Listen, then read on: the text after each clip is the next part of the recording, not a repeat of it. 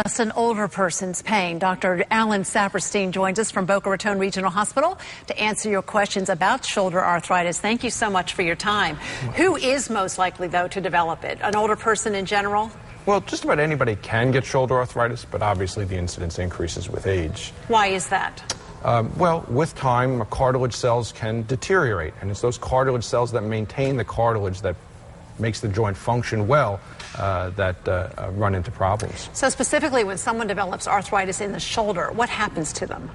Well, typically the cartilage deteriorates, and that causes the movement of the shoulder to become painful and limited. So that's what actually causes the arthritis, is the cartilage disintegrate, just breaks down? Well, we don't know exactly why that happens, but basically the cells that maintain the cartilage become dysfunctional over time. Sometimes that's the result of a trauma, but sometimes that could be a genetic factor that causes it to happen. So how do you diagnose this? Well, the diagnosis is based on history and physical examination. The patient basically complains of pain with movement and restricted movement. Physical examination should show similar findings, but really the diagnosis is made by X-ray.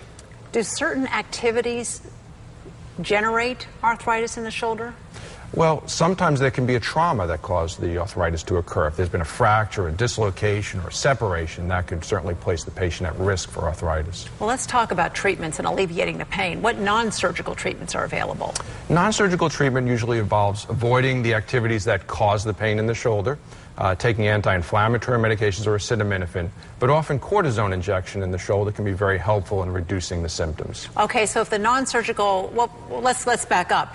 Do non-surgical options usually work in many cases in treating shoulder arthritis? Yes, in many, if not most cases, that can be sufficient to control the symptoms. It won't cure the arthritis, but it'll keep the patient comfortable. And that's okay. In this case, you can keep the pain away, and that's all right in treating the arthritis. You're not just putting a Band-Aid on an injury.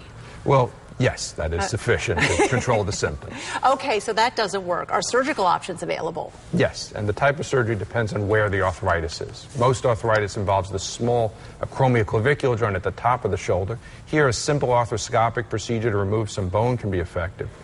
But when the arthritis involves the larger ball and socket joint, you have to do a shoulder replacement, and that's a more extensive procedure with a longer post-operative course. Indeed it is.